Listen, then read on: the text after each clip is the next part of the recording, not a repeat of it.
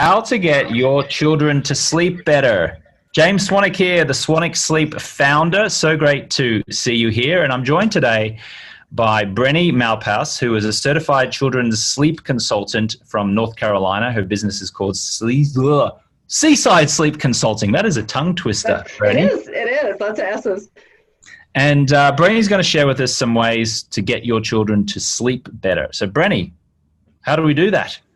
All right. Well, first of all, I think, every kid is different. So there's always going to be some twist out there as far as specific advice. But I think there's some really basic things that everybody can implement to kind of help create that foundation for their child, right? That healthy sleep foundation. And the first couple of things, the biggest one is probably environment, right? And part of that is no blue or white lights. A lot of people will have the night lights in their room, and LED is all the rage, right? And it's all white and blue, and they stick it right in front of their kid's face. And it really does have an impact, as you know. So, from an environment standpoint, we want it to be super dark, right? If you need a night light, it needs to be an amber color. I always like to say, think of a Himalayan salt lamp, right? So when I'm trying to explain what that looks like to folks. So super dark, especially during the day, because our drive to sleep is not as strong during the day. So we want to create that environment that will help our kids nap better, right? More restoratively and longer, because we all need those naps to happen. Super dark, cool, 68 to 72 degrees is kind of the ideal sleep temperature. And that's for, that's just for humans in general, not just kids. So we tend to overdress our children because we're worried about them being cold. So again, nobody can sleep when they're too hot. And then white noise. When I say quiet, I mean that there's something that is able to block out external noise. So when we have that static white noise, and I'm talking about like the hair dryer or the vacuum or something like that, it allows our brain to shut down, right? Because even when we're sleeping, we're subconsciously listening for tempo. So that's where like the lullabies or the rainforest, things like that, there's just more opportunity to be woken up. So we want to have that that white noise going to help not only block out external, but really allow us to get into a deep sleep, right? Yeah. Those are really, really some of the things that I think people aren't aware of.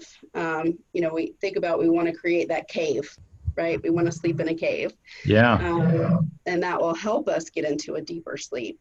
And then the other thing really goes, schedule's important too. We want to play off our internal body clock, right? So, in the morning we have the highest level of cortisol, and at night we have the highest level of melatonin. So we want to make sure that we're giving our kids the opportunity to sleep at the right times for their body, which is a little different than adults. Once we get into the tweens and teens, our body clock shifts. So we stay up later and we sleep later. But kids are they need a lot more sleep than we think, and their schedules are shifted much earlier. So really just being aware of that. I think environment and schedules are one of the very biggest things that we can have an impact on. Yeah. You and I were just talking before about environment. Let's just go through those things that you just talked about. You said limit their exposure to blue light. So, of course, I'm wearing a pair of the Swannies adult glasses, but we have a full range of kids' glasses with fun pink colors for girls and red and orange, for boys and girls. How early should we be getting children to wear a pair of blue light blocking glasses, whether they're Swannies or whether they're blue light blocking glasses in general?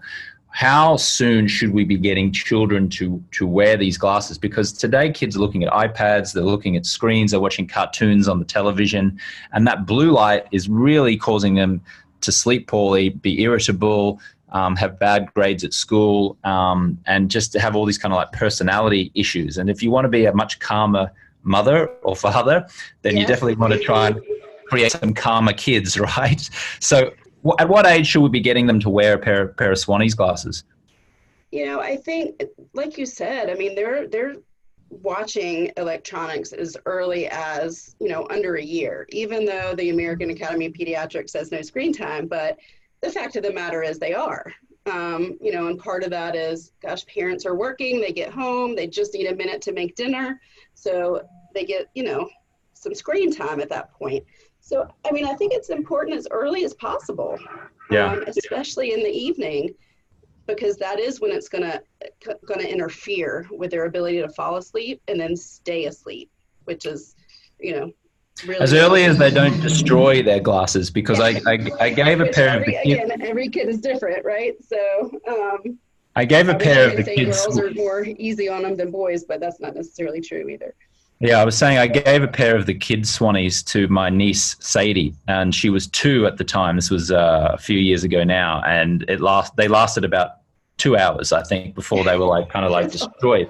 But now she's 5, and she's wearing them consistently. And my brother, her father, is now very vigilant that she's not able to watch TV screens or watch cartoons on the phone without putting on a pair of the that's blue just light. the routine.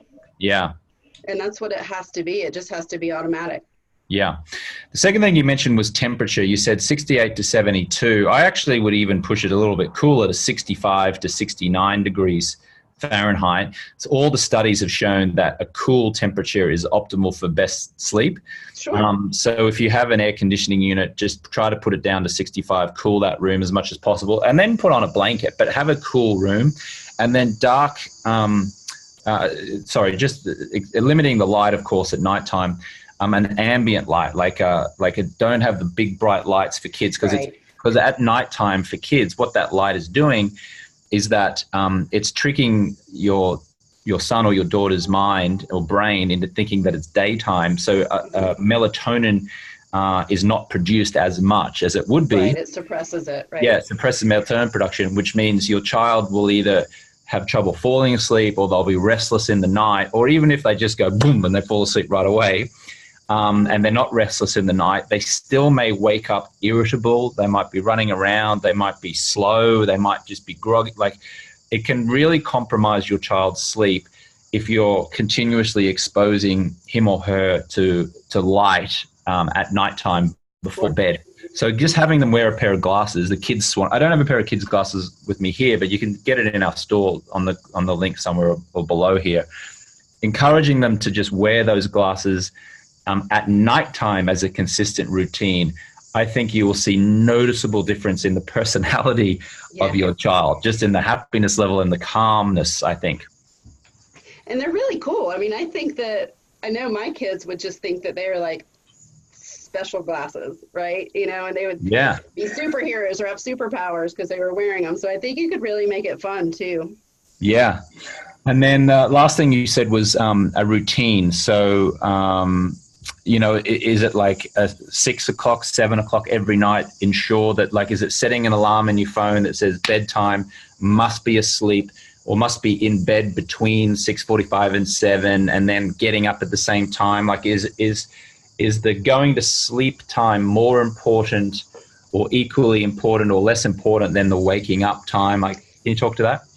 Equally, yes. So for children who are still taking multiple naps, we want to wake them by 7 in the morning so that we can capitalize on their sleep waves during the day, right? So we can make sure that we're giving them the opportunity to sleep in the morning for their nap and in the afternoon for their nap, so that it doesn't shift the entire schedule, because we don't want to help them. We don't want to keep them up too late either, because if we get to the point where we're pushing them, then they get that second wind. And, when our bodies aren't given the opportunity to sleep, we have to do something to stay awake. Right? So our body starts to produce more adrenaline and cortisol, and that's where we get that second wind. And then it's physically hard for our kids to fall asleep, and for us, but we want to make sure that we're getting them before that, right? So I wish I could say that, for a 12-month-old, 6:30 is the perfect bedtime, but we have to be a little flexible too, based on whether they slept well during the day, right? But I do suggest 7 o'clock for kids that are still taking multiple naps. And then for a child that's taking one nap, that typically occurs around 18 months, 7:30, right? You can still sleep as late as 7:30 and it not necessarily interfere with that afternoon sleep wave. And obviously the older they are, they can withstand a longer wake period than a younger child. And then, they'll keep naps until 3 to 4, some longer than that, but when they go to school, they don't get naps anymore. So yeah. then we really have to be mindful of what time bedtime is. Yeah. Wonderful. Great. Well, thank you for your insight into children's sleep patterns, Breni. We were talking to Breni Malpass, certified children's sleep consultant. Her business or her company is Seaside Sleep Consulting. So reach out to her if you have some additional questions about your child's sleep patterns. As always, make sure that you get your children wearing a pair of the kids' Swannies, or if they have a particularly big head, you can wear the adult glasses. And there'll be a link to the kids' range somewhere above this video in online world somewhere. So Breni, thank you so much. Appreciate Thank you for having me. I really appreciate it. Yeah, thank you.